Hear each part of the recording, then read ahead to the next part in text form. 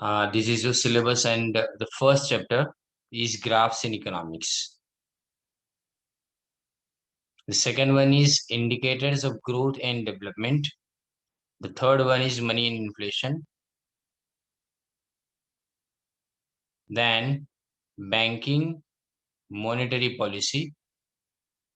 Then poverty. उसके बाद आएगा आपका unemployment. These are the problems faced by Indian economy. To be very precise, यहाँ से आपका जो प्रॉब्लम्स है इंडियन इकोनॉमी के वो यहाँ से शुरू होंगे. अगर हम इसके बाद बात करें population is also kind of problem of Indian economy. Then agriculture sector of India. Then foreign trade sector of India. फिर उसके बाद में industrial sector. And the final one is emerging issues in Indian economy, यानी Indian economy के नए problems जिसको बोला जाता है. So the first one is about the statistics in economics and why the graphs are important in economics. फिर उसके बाद में हमने इंडिकेटर्स के बारे में देखना है, growth and development. The first chapter itself is very simple. जो सेकंड चैप्टर है लेंथी है. Third chapter is important. अगर हम 5 मार्क्स के क्वेश्चन की बात करें तो इसमें से छोटा चैप्टर है, बट स्टिल इसमें से आपको 5 मार्क्स के क्वेश्चन पूछे जाते हैं मनी एंड इन्फ्लेशन में से. बैंकिंग एंड मॉनेटरी पॉलिसी, उसमें बैंकिंग एंड मॉनेटरी पॉलिसी दोनों ही पार्ट समझने में डिफिकल्ट है. और पॉवर्टी, उसमें से भी आपको 5 मार्क्स का क्वेश्चन आ सकता है. इकोनॉमिक्स के अंदर अगर हम पेपर स्टाइल की बात करें तो पेपर स्टाइल में दोनों तरह की पेपर स्टाइल आपको समझा देता हूँ. जो हमारी पुरानी पेपर स्टाइल है और जो नई पेपर स्टाइल यानी इस साल की सिर्फ जो दी गई है वो. पहले पेपर स्टाइल के अंदर आपको 20 मार्क्स के यानी 10 मार्क्स के ऑब्जेक्टिव, 10 मार्क्स के आंसर इन वन लाइन पूछे जाते थे. देन आफ्टर 28 मार्क्स के यानी 14 क्वेश्चंस आपको पूछे जाते थे विद इंटरनल ऑप्शंस. उसमें बीच में ऑप्शंस भी होते थे, दो या तो तीन. फिर 27 मार्क्स के आपको क्वेश्चन पूछे जाते थे, 9 marks each, sorry 3 marks each and 9 questions. And then after 5 question आपको पूछे जाते थे 5 मार्क्स के. Paper style is very flat, बहुत सिंपल सी पेपर स्टाइल थी. लेकिन अभी because of this pandemic the paper style was changed and इसमें 15 मार्क के ऑब्जेक्टिव, 15 मार्क के आंसर इन वन लाइन. और बाकी सारे क्वेश्चंस में जो जितने भी क्वेश्चंस है ना उसमें पहले कैसा था कि अगर आप पेपर स्टाइल को ध्यान से देखो ना तो इसमें एक के सामने एक ऑप्शन था, यानी एक के और में दूसरा क्वेश्चन ऐसा पूछते थे. बहुत ज्यादा बड़ा ऑप्शन मिलता नहीं था यानी ज्यादा. लेकिन अभी की जो पेपर स्टाइल है उसके अंदर आपको पहले से बोल दिया जाता है कि out of 8 questions you need to attempt any 5 या एनी 6, यानी 8 में से आपके पास ऑप्शन है, आप कोई भी अटेम्प्ट करो चलेगा. सो दैट्स वाई अभी की पेपर स्टाइल को बहुत आसान मानता हूं मैं. लेट अस सी कि ये पेपर स्टाइल परसिस्टेंट रहती है कि नहीं, यानी कंटिन्यू रहती है कि नहीं. Because I don't think so, क्योंकि जैसे ही ये सिचुएशन नॉर्मल सी के ऊपर आ जाएगी वैसे ही ये पेपर स्टाइल भी नॉर्मल सी के ऊपर आ जाएगी. Now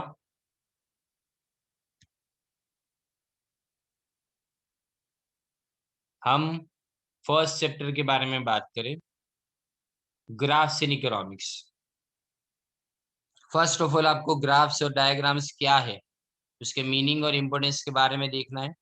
then after aspects to be considered while drawing a diagram, यानी ग्राफ या तो डायग्राम ड्रॉ करने के टाइम पे कौन कौन सी बातों को ध्यान में रखा जाना चाहिए.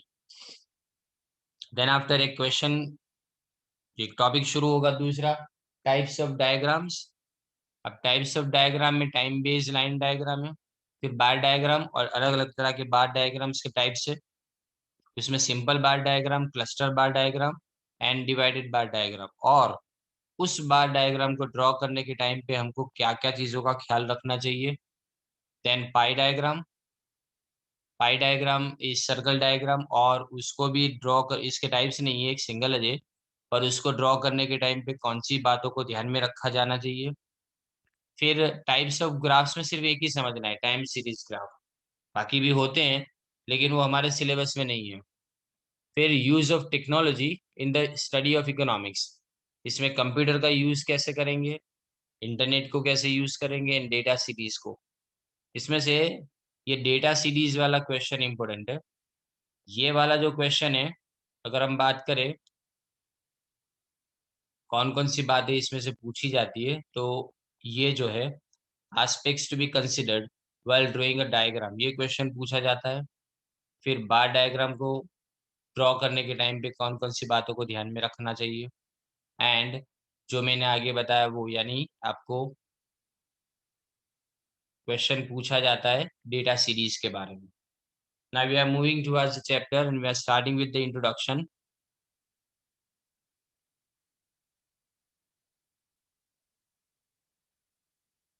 सी नाउ,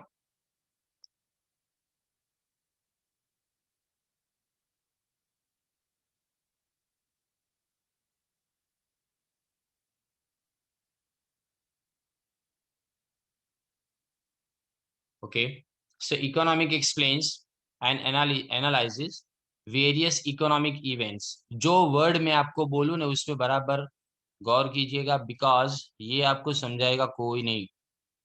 ये जो इवेंट्स लिखा है ना उसका मतलब, इकोनॉमिक इवेंट्स का मतलब क्या, occurring in the real world. हमने तो पढ़ लिया, एक लाइन है चलो कि economic event, but what is the meaning of economic event.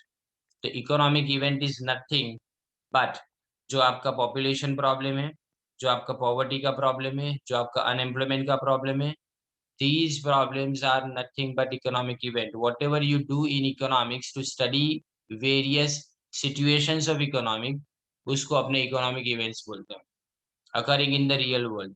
तो अब इकोनॉमिक इवेंट्स का मतलब क्या समझ में आया, कि इकोनॉमिक इवेंट यानी पॉपुलेशन स्टडी करना, पॉवर्टी को स्टडी करना, देन आफ्टर अनएम्प्लॉयमेंट को स्टडी करना, अर्बनाइजेशन को स्टडी करना, माइग्रेशन को स्टडी करना, all these things are for you economic events. And analysis of statistics, अब स्टैटिस्टिक्स कौन प्रोवाइड करता है, तो गवर्नमेंट अगर प्रोवाइड करे ना तो ही अपने लिए स्टैटिस्टिक्स काम का है। If not provided by government then it is of no value. Last year हमने फर्स्ट चैप्टर में देखा था कि जो डेटा हमको मिलते हैं वो कहाँ से मिलने चाहिए, रिलायबल सोर्सेज से मिलने चाहिए। Now what is the reliable source, तो nothing but the state, state यानी जो गवर्नमेंट है वो। यहाँ पे स्टेट का मतलब स्टेट गवर्नमेंट नहीं, स्टेट का मतलब पूरी गवर्नमेंट। तो state, banks and international organization, उनके पास से जो डेटा मिलते हैं वो पर्पसफुली उसका एनालिसिस किया जाता है, हम उसका एनालिसिस कंटिन्यूअसली करते हैं।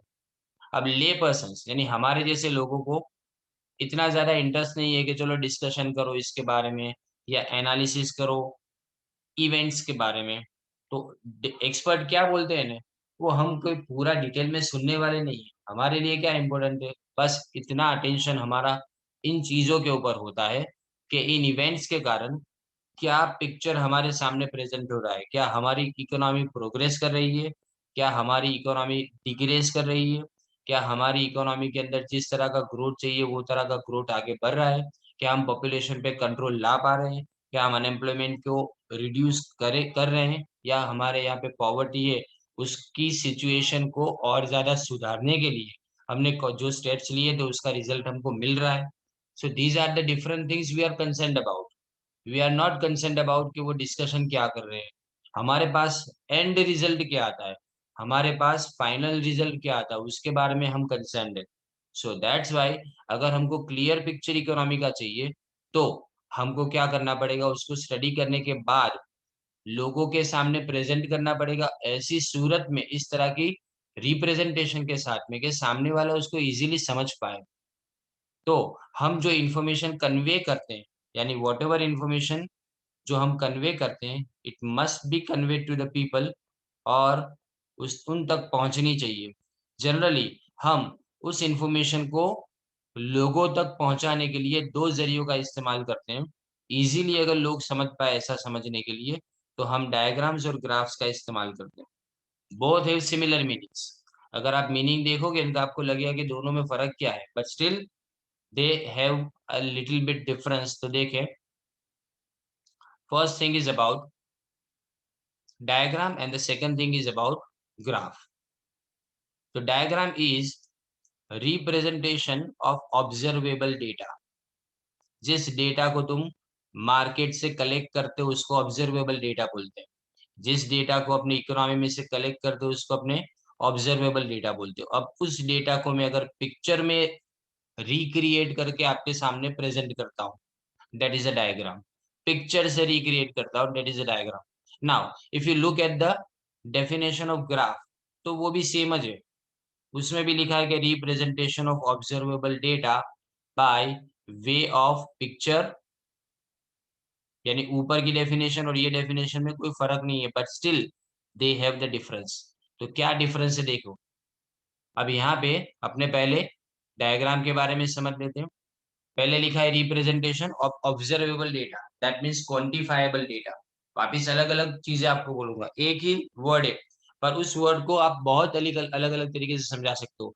यहाँ पे ऑब्जर्वेबल का मतलब क्या होता है कि जिसको क्वांटिटी में रख सको ना, उसको ऑब्जर्वेबल डेटा बोलते हो। Your honesty can not be measured, your trust can not be measure, your fate can not be measure, तो इसको हम यहाँ पे प्रेजेंट नहीं करेंगे। लेकिन population can be measured, poverty of a country can be measure, तो दीज आर ऑब्जर्वेबल डेटा। तो ये ऑब्जर्वेबल डेटा को अगर अपने पिक्चर में रखते हैं, that is nothing but a diagram. अब scales and measurement are used while drawing a diagram. Scale का मतलब साइज और मेजरमेंट का मतलब अपने जो मेजर करते हैं स्केल, नॉर्मल स्केल को यूज करके, तो उसको अपने बोलेंगे मेजरमेंट। दो thorough knowledge of statistics is not required, this is the difference. क्या लिखा है, आपके पास अगर स्टैटिस्टिक्स का नॉलेज नहीं है ना तो चलेगा। अगर आप स्टैटिस्टिक्स के बिना भी डायग्राम को ड्रॉ करना चाहते हो, you can easily draw them. Diagrams can be drawn without the knowledge of statistics, this is the first difference. A diagram is drawn for data which are presented in discrete frequency distribution. You know that discrete किसको बोला जाता है, discrete frequency distribution, right. यानी जो data अपने लिए सीधा directly सामने रख दिया जाए वैसे डेटा के लिए, विदाउट एनी क्लासेस, उसको बोला जाता है। अब क्लासेस के बिना के डेटा को डिस्क्रीट बोलेंगे। In other words, a diagram is drawn for self explanatory data. Again this is also a difference, self explanatory. मतलब आप डेटा को सामने, मैं अगर आपको ऐसा बोलूं कि population of India is 121 crore, तो यू कैन इजीली अंडरस्टैंड कि यस 121 करोड़ इसकी पॉपुलेशन है।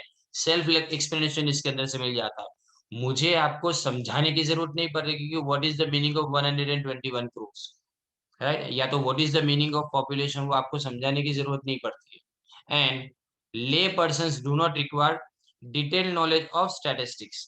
तो देखो हमने कौन कौन सी बातों पे यहाँ पे ध्यान दिया। यानी डायग्राम को ड्रॉ करने के लिए फर्स्ट थिंग, स्टैटिस्टिक्स का नॉलेज रिक्वायर्ड नहीं है। दूसरी बात, उसमें डिस्क्रीट फ्रीक्वेंसी डिस्ट्रीब्यूशन से ही आप ड्रॉ कर सकते हो डायग्राम्स को। तीसरी बात, उसका डेटा सेल्फ एक्सप्लेनेटरी होता है। चौथी बात, उसके अंदर कोई स्टैटिस्टिक्स का नॉलेज होने की जरूरत नहीं है ले पर्सन्स को। अब डायग्राम कौन यूज करता है, तो इसके जवाब के अंदर यहाँ पे लिखा है कि एडवर्टाइजमेंट एजेंसी इसको यूज करती है।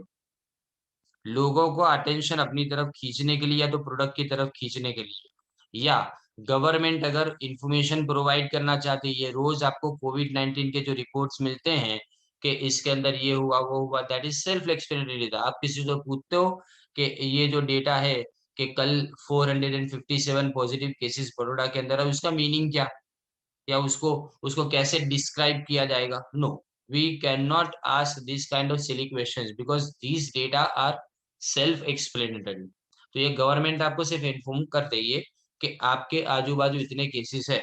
एंड बाय सोशल ऑर्गेनाइजेशन, ये सोशल ऑर्गेनाइजेशन यानी हर वो ऑर्गेनाइजेशन जो चाहता है कि आपके अंदर अवेयरनेस फैले। अवेयरनेस किसके बारे में, बीमारियों के बारे में, अवेयरनेस अपने राइट्स के बारे में, अवेयरनेस कंज्यूमर के प्रोटेक्शन के बारे में, ऐसे अवेयरनेस फैलाने के लिए ये किया जाता है। तो अगर इस पूरे पैराग्राफ को आपको याद कर लेना हो अभी, तो कैसे याद करेंगे, तो फर्स्ट थिंग, मैं जो बोलूँ उसको बराबर ध्यान से देख सुनिएगा कि representation of observable data bye way of a picture, that is a diagram. Second thing, scales and measurements required है उसके अंदर डायग्राम को ड्रॉ करने के टाइम पे, बट स्टैटिस्टिक्स का नॉलेज अगर आपके पास नहीं होगा तो भी चलेगा। डायग्राम को अगर अपने ड्रॉ करना है तो डिस्क्रीट फ्रीक्वेंसी डिस्ट्रीब्यूशन के अंदर उसको ड्रॉ किया जा सकता है। साथ में डायग्राम्स जो होते हैं वो सेल्फ एक्सप्लेनेटरी डेटा के लिए होते हैं एंड ले पर्सन्स को इसके लिए स्टैटिस्टिक्स का डिटेल नॉलेज ना हो तो भी चलेगा। एंड डायग्राम जो है उसको यूज करने वाले कौन, तो एडवर्टाइजमेंट एजेंसीज है लोगों का अटेंशन ड्रॉ करने के लिए, गवर्नमेंट इंफॉर्मेशन प्रोवाइड करने के लिए, और सोशल ऑर्गेनाइजेशन या तो नॉन गवर्नमेंट ऑर्गेनाइजेशन, इसलिए कि जिससे वो अवेयरनेस स्प्रेड कर पाए।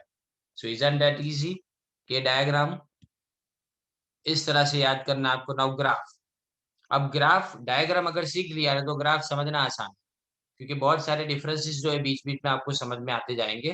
डेफिनेशन इज सेम, डेफिनेशन में वही है, a representation of observable data bye way of picture, but लेकिन जब भी अपने ग्राफ की बात करें तो ग्राफ रिक्वायर्स स्टैटिस्टिकल इंफॉर्मेशन, उसको ड्रॉ करने के लिए स्टैटिस्टिकल इंफॉर्मेशन चाहिए। मतलब अगर आप अभी इंडेक्स नंबर जो सीखते हो, that information is required in graph. अगर आप बात करें इसके बाद वाले चैप्टर जो आपका सेकंड चैप्टर आएगा, कोरिलेशन रिग्रेशन, ये सब जो सीखोगे आप स्टैटिस्टिक्स में, वो सारी इंफॉर्मेशन आपको चाहिए। So if you think that you are learning statistics because it is a main subject, that is a folly, ये आपकी गलती है। Because you are learning economics, that's why statistics आपका सब्जेक्ट है, आपका मेन सब्जेक्ट आपके सामने है। Economics is your main subject, और स्टैटिस्टिक्स आप इसलिए सीखते हो बिकॉज इकोनॉमिक्स के अंदर स्टैटिस्टिक्स को यूज किया जाता है। यहाँ आपको पता चलेगा, देखो, which is not self explanatory, ये डेटा सेल्फ एक्सप्लेनेटरी नहीं है। जैसे मैं आपको बोलूं हाइट और वेट के बीच का क्या रिलेशन है, मैं अगर आपको ऐसा पूछूं तो आप बोलोगे डेटा को लाओ पहले, तो हम बताएं कि हाइट और वेट के बीच का डिफरेंस क्या है, फिर आप उस डेटा को ऑब्जर्व करोगे। लेकिन उसमें भी आपको एक्सेप्शन देखने को मिलेंगे कि भाई एक जगह पे हाइट बढ़ने से वेट बढ़ता है, लेकिन एक जगह पे दो चार लोग ऐसे भी जिनकी हाइट बढ़ी लेकिन वेट कम हो गया, राइट। तो data is never self explanatory in case of graph. Graph के अंदर आपको सेल्फ स्टैटिस्टिकल इंफॉर्मेशन की जरूरत पड़ेगी। A graph is drawn for data with continuous frequency distribution. Now you know that what is continuous distribution. This is your second difference. पहला difference क्या है, ऊपर वाले में यानी डायग्राम के अंदर फर्स्ट डिफरेंस के स्टैटिस्टिकल इंफॉर्मेशन की जरूरत नहीं है, डेटा सेल्फ एक्सप्लेनेटरी होता है। यहाँ पे आता है कि स्टैटिस्टिकल इंफॉर्मेशन की जरूरत पड़ती है और डेटा जो है वो सेल्फ एक्सप्लेनेटरी नहीं होता है। सेकंड की बात करें तो उसमें discrete frequency distribution, but here it is continuous frequency distribution. Continuous यानी with frequency and with classes आपको चाहिए। In order to simplify such data, अपने स्टैटिस्टिकल टूल्स का यूज करेंगे। मतलब जो मैंने आपको अलग अलग नाम लिए, कोरिलेशन, रिग्रेशन, इंडेक्स नंबर है, उसके बाद में टाइम सीरीज है, इन सब का अपने यूज करेंगे। A graph is also drawn for other type of complex statistical information, यानी अनक्लियर स्टैटिस्टिकल इंफॉर्मेशन, आपको समझ में नहीं आ रही है कोई इंफॉर्मेशन, तो ग्राफ पे अगर प्रेजेंट करोगे तो आप इसको थोड़ा सिंप्लीफाई कर पाओगे अगर इतनी कॉम्प्लेक्स इंफॉर्मेशन हो तो। अब जैसे आगे देखा कि thorough knowledge of statistics is not required, but here thorough knowledge of statistics is required, इसकी जरूरत है आपको, और उसको समझने के लिए भी आपको स्टैटिस्टिक्स को समझना पड़ेगा। A graph can extend over one or more of the four quadrants obtained by the intersection of x and y axis. We know that कि जब भी अपने ग्राफ ड्रॉ करते हैं तो हम अलग अलग चार क्वाड्रेंट के अंदर इसको ड्रॉ करते हैं। देखो, ये आपका फर्स्ट क्वाड्रेंट है, ये आपका सेकंड क्वाड्रेंट है, ये आपका थर्ड, और ये जो है वो आपका फोर्थ क्वाड्रेंट है। जो फर्स्ट क्वाड्रेंट है उसमें एक्स और वाई दोनों किस में होंगे, पॉजिटिव में होंगे, दोनों प्लस। और जो सेकंड क्वाड्रेंट है उसके अंदर एक्स प्लस में होगा, लेकिन जो वाई है वो माइनस में होगा। जो थर्ड क्वाड्रेंट है उसमें दोनों ही माइनस में होंगे, लेकिन जो फोर्थ क्वाड्रेंट है उसमें जो एक्स है वो माइनस में होगा और जो वाई है वो आपका प्लस में होगा। ये चार अलग अलग क्वाड्रेंट के अंदर अपने एक्स और वाई एक्सिस ड्रॉ करके ग्राफ ड्रॉ करते हैं। आपने ये 10th स्टैंडर्ड के अंदर सीखा था ग्राफ को ड्रॉ करने का, and it can not B drawn without taking appropriate measurement. Measurement के बिना ग्राफ को ड्रॉ करना पॉसिबल नहीं है। तो यहाँ पे ग्राफ को अगर ड्रॉ करना हो तो इसके लिए ग्राफ पेपर की जरूरत पड़ती है, डायग्राम के लिए नहीं। Graphs are used more by, इसको कौन यूज करता है, ले पर्सन नहीं, उसको रिसर्चर्स यूज करते हैं, यानी स्कॉलर्स यूज करते हैं या तो एजुकेशनिस्ट यूज करते हैं। एंड ग्राफ को अपने जनरल पब्लिक के लिए यूज नहीं करते, अपने उसको फर्दर स्टडीज के लिए यूज करते हैं, मतलब ले पर्सन के लिए ग्राफ्स नहीं होते हैं। सो अगर इसको समराइज करना चाहे तो समरी बहुत सिंपल हो जाती है। देखो इसकी, अगर हम ग्राफ के बारे में देखें तो ग्राफ, उसमें भी ऑब्जर्वेबल डेटा को पिक्चर से रिप्रेजेंट करेंगे, लेकिन उसमें स्टैटिस्टिकल इंफॉर्मेशन है जो सेल्फ एक्सप्लेनेटरी नहीं है। ग्राफ की बात करें तो इसमें कंटिन्यूअस फ्रीक्वेंसी डिस्ट्रीब्यूशन की जरूरत पड़ती है, और उसको समझने के लिए स्टैटिस्टिकल टूल्स चाहिए। कॉम्प्लेक्स इंफॉर्मेशन को समझने के लिए हम ग्राफ को यूज करते हैं। इसके लिए हमको स्टैटिस्टिक्स का थरो नॉलेज यानी कंप्लीट नॉलेज होना जरूरी है समझने के लिए। ग्राफ को अपने 4 क्वाड्रेंट में एक्सटेंड करते हैं, जिसमें अपने एक्स एंड वाई का इंटरसेक्शन करवाते हैं, और उसको मेजरमेंट के बिना ड्रॉ करना पॉसिबल नहीं है। ग्राफ को अपने जनरली ग्राफ पेपर पे ड्रॉ करते हैं। एंड फाइनली उसको यूज करने वाले रिसर्चर्स एंड एजुकेशनिस्ट एंड ले पर्सन्स के लिए किसी भी मीनिंग को कन्वे करने के लिए ग्राफ यूज नहीं किया जा सकता है। सो दिस इज हाउ हमने डायग्राम्स ऑफ ग्राफ के बारे में सीखा। नाउ एग्जाम्पल यहाँ पे बताया गया है कि देखो ये डिस्क्रीट फ्रीक्वेंसी डिस्ट्रीब्यूशन है without classes, 1 2 5 7 10, that means without classes. तो ये जो डिस्ट्रीब्यूशन है वो विदाउट क्लासेस है, तो ये कहाँ पे यूज किया जाएगा, ये डायग्राम के अंदर यूज कर सकते हैं अपने, right. But this kind of information जहाँ पे क्लासेस हो, उस टाइप की इंफॉर्मेशन डिस्क्रीट नहीं कंटिन्यूस गिनी जाती है, और ये कंटिन्यूस फ्रीक्वेंसी डिस्ट्रीब्यूशन को अपने यूज करेंगे किसके अंदर, हम उसको ग्राफ्स के अंदर यूज करेंगे। अब ये जो टेबल 1.1 1.2 1.3 है, एग्जामिनेशन पॉइंट ऑफ व्यू से इसको याद नहीं करना है। दीज आर हाइपोथेटिकल एग्जांपल यानी imaginary examples, so you don't have to learn them. Now importance of diagrams and graphs in economics, हम डोज बहुत ही कम रखेंगे everyday. We are not going to do entire topics, या तो ऐसी बात है कि हम 4 पेज कर लेंगे, 5 पेज कर लेंगे। समझ में आना जरूरी है एंड याद हो जाना जरूरी है। देखो importance of diagrams and graphs in economics, ये समझ ले, ये क्वेश्चन इंपॉर्टेंट है 2 मार्क के लिए या 3 मार्क के लिए। अब है ना, कई बार मुझे क्वेश्चन पूछे जाते हैं कि 2 मार्क्स के लिए कितना लिखना है, 3 मार्क्स के लिए कितना लिखना है। Now you should maintain your speed of writing because 2 marks के लिए और 3 मार्क्स के लिए there is no difference, कोई डिफरेंस जैसा होता नहीं है। नॉर्मली लोग ऐसा मानते हैं कि 2 मार्क को तो 4 पॉइंट लिख लेंगे चलेगा, 3 मार्क को तो 6 पॉइंट लिख लेंगे तो चलेगा। But it depends upon the mentality of checker. जो पेपर चेकर है ना, उसके ऊपर डिपेंड करता है। If you are going to score more than 80 marks, तो आपको सारे पॉइंट लिखने पड़ेंगे। अगर अगर आप एवरेज मार्क्स स्कोर करना चाहते हो 50 60 70 के बीच में, तो फिर आप अगर 2 मार्क का क्वेश्चन है तो 4 पॉइंट लिखो, 3 मार्क का क्वेश्चन है 6 पॉइंट लिखो, तो वो सब आप कैलकुलेशन वो टाइम पे कर सकते हो। But you want to score more than 80 90 marks, जो हर साल होते ही है। तो अपने क्लास में ये ट्रेडिशन है कि कभी भी कोई साल ऐसा नहीं गया, जब से मैंने पढ़ाना शुरू किया है तब से अभी तक 90s के अंदर मार्क्स ना, ऐसा नहीं हुआ है। 2 साल पहले ओसीएम के अंदर 100 में से 100 मार्क्स थे। तो ये मार्क्स आपको मिल सकते हैं, बट कब, जब आप इसमें कोई भी ऑप्शंस ना रखो या ऐसा चॉइस ना रखो उनके लिए कि मैंने कुछ नहीं लिखा, आपने शब्द लिखा हो, उस टाइम पे आपको मार्क्स मिलेंगे। पेपर बहुत सिंपल होते हैं, बट डिपेंड्स कि आपने याद कैसे किया हुआ है उसको। Now importance of diagrams and graphs in economics, उसमें the study of subject of economics which is perceived as difficult. हमारे में से बहुत सारे के माइंड में है कि economics is not an easy subject, तो हम उसको डिफिकल्ट मानते हैं। बहुत सारी बातों को उसके अंदर डिफिकल्ट मानते हैं और कॉम्प्लिकेटेड मानते हैं। तो अगर उसको समझाना हो इजीली और लेस कंफ्यूजिंग तरह से, तो डायग्राम से। तो पहला आपको याद हो गया, देखो कि what ever is difficult and complicated can be made easy and less confusing bye way of graph. तो पहला तुम्हारा यहाँ पे पॉइंट जो है वो याद हो जाए। And trends of certain economic parameters. Now see, मैंने बोला आपको कि वर्ड्स है ना काफी मायने रखते हैं। पीपल डोंट अंडरस्टैंड, बस सिर्फ पढ़ जाते हैं खाली कि trends of economic certain economic parameters. Now what are the economic parameters.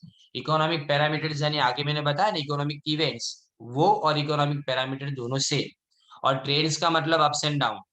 तो अगर अप्स एंड डाउन्स में अगर आपको ऐसा बोलता हूँ कि ग्राफ जो मैंने ड्रॉ किया वो ग्राफ इस तरह से आ रहा है, तो आपके माइंड में आएगा कि भाई इंक्रीजिंग है। और अगर ग्राफ इस तरह से आ रहा है नीचे की तरफ, तो आपके माइंड में आएगा कि ये डिक्रीजिंग है, राइट। तो अगर आपको समझना हो ओवर द इयर्स, अलग अलग साल के अंदर तुमने प्रोग्रेस किया या डिग्रेस किया, तो एक सिंगल डायग्राम से आप इसको समझ सकते हो, उसके ट्रेंड्स को समझ सकते हो, यानी उसके अप्स एंड डाउन्स को समझ सकते हो। Now changes occurring in various sectors, तो various sectors of the economy में कौन कौन से सेक्टर्स आते हैं? तो first sector is your agriculture, second sector is your industry, and third sector is service sector. और ये तीनों तीन सेक्टर्स में जो भी चेंजेस आते, चेंजेस का मतलब कि क्या हमने एग्रीकल्चर का इंपॉर्टेंस कम होता हुआ देखा ओवर द इयर्स, या हमने इंडस्ट्रीज का इंपॉर्टेंस बढ़ता हुआ देखा, या सर्विस सेक्टर का इंपॉर्टेंस हमने बढ़ता हुआ देखा। अगर इसको समझना है तो ग्राफ के कर्व के ऊपर से तुम इजीली इसको समझ सकते हो, डायग्राम के कर्व के ऊपर से तुम इसको इजीली समझ सकते हो। Now a comparison can be easily drawn for the distribution of some economic parameters between groups, classes, region, sectors as well as time period। अब कंपैरिजन करना हो तो डिफरेंट ग्रुप के बीच में कंपैरिजन करना हो, जैसे कि मैं अगर डिफरेंट क्लासेस यानी मेल एंड फीमेल के बीच में कंपैरिजन करना चाहता हूँ, गुजरात और केरला के बीच में कंपैरिजन करना चाहता हूँ, मतलब रीजनल कंपैरिजन, सेक्टर्स के बीच में यानी एग्रीकल्चर और इंडस्ट्री के बीच में कंपैरिजन करना चाहता हूँ, या तो 10 साल पहले और अभी के बीच में यानी टाइम पीरियड्स के बीच में कंपैरिजन करना चाहता हूँ। This kind of comparison can be easily made with the help of graph and diagram. आगे अपने देखेंगे बहुत सारे ग्राफ्स ऐसे ही आते हैं कि जिसके अंदर अब सिंपल कंपैरिजन देखते हैं।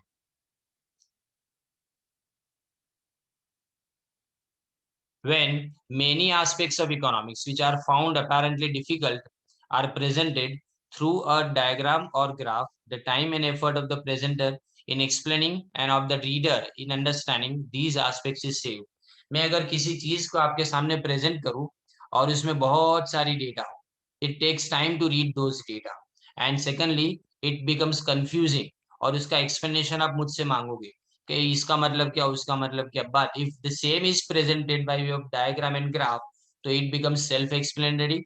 एंड सेकंड थिंग, रीडर जो है ना उसका टाइम बच जाता है, उसका एक्सप्लेनेशन आपको इतना डिटेल में नहीं देना पड़ता जितना डेटा को सिर्फ सिंपली रिप्रेजेंट करेंगे तो उस टाइम पे देना पड़ता है, तो टाइम बच जाता है। तो यहाँ पे अपने लिए मेन पॉइंट क्या है इस फिफ्थ टॉपिक के अंदर, कि टाइम एंड एफर्ट प्रेजेंटर का भी बच जाता है और साथ में जो रीडर है उसका भी बच जाता है, ये हमारे लिए इसके अंदर मेन पॉइंट है। Now the last one is a little bit difficult. Certain difficult principles of economics are easy to understand with the help of diagrams and graphs। चलो एक एग्जांपल से अपने समझते हैं कि last year we understood about the law of demand and supply, about the expansion and contraction of demand and supply. अगर उसमें diagrams नहीं होते तो without diagram was it possible for us to explain या तो अंडरस्टैंड, उसको समझना आसान था। या आपने इलास्टिसिटी की बात करें तो पांच तरह की जो प्राइस इलास्टिसिटी ऑफ डिमांड थी, या जो इलास्टिसिटी ऑफ सप्लाई थी, उसको अगर आपको समझना था तो विदाउट डायग्राम क्या वो पॉसिबल होता? It would never be possible. So इसको अगर आपको इजियर बनाना है तो पिक्चर से और डायग्राम से अपने इसको इजियर बना सकते हैं। एंड अगर हमको macroeconomic parameter, now again see the words are very important ही है। मैक्रो इकोनॉमिक पैरामीटर्स यानी मैक्रो इकोनॉमिक्स में समझे जाने वाले तुम्हारे अलग अलग एस्पेक्ट्स, जिसमें सबसे पहले डिमांड आता है, उसके बाद में सप्लाई आता है, उसके बाद में प्राइस डिटर्मिनेशन आता है, उसके बाद में कॉस्ट एनालिसिस आता है, उसके बाद में रेवेन्यू एनालिसिस आता है। ये पांच चीजें जो है, एंड अंडरस्टैंडिंग अबाउट मार्केट, ये छह चीजें जो है वो मैक्रो इकोनॉमिक पैरामीटर्स में आती है। तो अगर इसको क्लेरिफाई करना है तो उसको आप टाइम सीरीज ग्राफ से ही खाली क्लेरिफाई कर सकते हो। For instance, the short run and long run irregular fluctuations in agriculture। अब देखो एग्रीकल्चर में फ्लक्चुएशन इरेगुलर है, 3 दिन पहले बारिश हुई थी, जो बारिश हुई उसके कारण बहुत सारे क्रॉप्स बिगड़ गए, तो ये फ्लक्चुएशन हुआ एक तरह से, राइट। ये रेगुलर नहीं, इरेगुलर है, बिकॉज बारिश ये मौसम में कैसे होगी, बराबर। अब कई बार रेगुलर फ्लक्चुएशंस होते हैं कि एवरी ईयर क्रॉप इतना ही होता है, जैसे वीट अभी सीजन है, तो वीट आ चुके हैं मार्केट में, तो कितने मार्केट में आए, पिछले साल की कंपैरिजन में कितना है, उसके अंदर कितना फ्लक्चुएशन हुआ, ये अगर आपको समझना हो, एग्रीकल्चर के अंदर समझना हो या इंडस्ट्री के अंदर अगर आपको समझना हो, that can be easily understood with the help of time series graph. Method कौन सी है? Time series graph. और उसके ट्रेंड्स अपने टाइम सीरीज ग्राफ से आसानी से प्रेजेंट कर सकते हैं, इंडस्ट्री और एग्रीकल्चर दोनों। तो इन दिस पर्टिकुलर टॉपिक हमने क्या देखा? है तो सिर्फ 2 ही लाइन, बट इसको हमने एक्सप्लेन किया है विद एग्जांपल्स। पहला कि जो डिफिकल्ट इकोनॉमिक प्रिंसिपल्स है, जो हमको समझना है वो इतना ही। जो डिफिकल्ट प्रिंसिपल ऑफ इकोनॉमिक्स है उसको डायग्राम से समझना आसान होता है। फिर उसके लिए एग्जांपल दिया। किसका एग्जांपल दिया? Extension and contraction of demand and supply का, elasticity of demand and supply के बारे में। अगर उसको पिक्चर से प्रेजेंट करेंगे तो it becomes easier. Then after हमने एग्जांपल से समझाया कि मैक्रो इकोनॉमिक पैरामीटर्स को अगर क्लेरिफाई करना हो तो टाइम सीरीज ग्राफ सबसे अच्छे। फिर उसमें हमने एग्रीकल्चर और इंडस्ट्री के फ्लक्चुएशंस के बारे में देखा कि रेगुलर फ्लक्चुएशन और इरेगुलर फ्लक्चुएशंस में क्या क्या आता है। नाउ टू समराइज दिस, अगर इसको समराइज करना है तो 6 पॉइंट को कैसे याद करेंगे? सिर्फ कुछ वर्ड्स के अंदर अगर याद करना हो तो first is subject of economics which is difficult and complicated, easier and less confusing बन जाएगा, पहला ये। दूसरा, जो ट्रेंड्स है इकोनॉमिक पैरामीटर्स के, यानी ups and downs over the years, सालों साल में जो होने वाले, उसको अपने ग्राफ से समझ पाते हैं।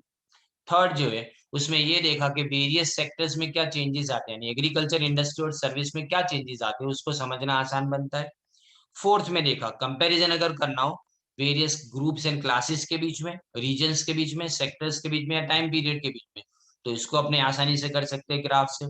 देन आफ्टर फिफ्थ में हमने देखा कि अगर प्रेजेंटर को समझने में या समझाने में आसानी चाहिए और रीडर को समझने में अगर आसानी चाहिए तो टाइम एंड एफर्ट दोनों बच जाते हैं।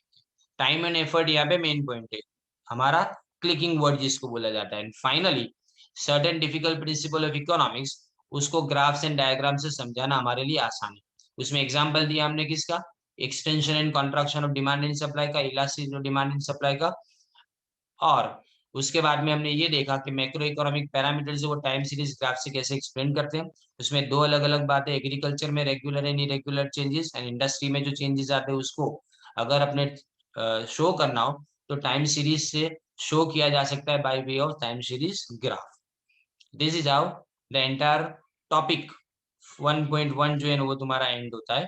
हमने इसमें क्या क्या देखा? एक तो डायग्राम और ग्राफ के बारे में, and then after importance of diagrams and graph के बारे में। Now the next point is about aspects to be considered while drawing a diagram, which will be done on Monday. Okay, I hope you have understood this. Sunday को 9:30 to 10:30 वाड़ी के class में economics, sorry English के और economics के दोनों के material को लेने के लिए आना है। और आजवा रोड पे आपको 11 के बाद कभी भी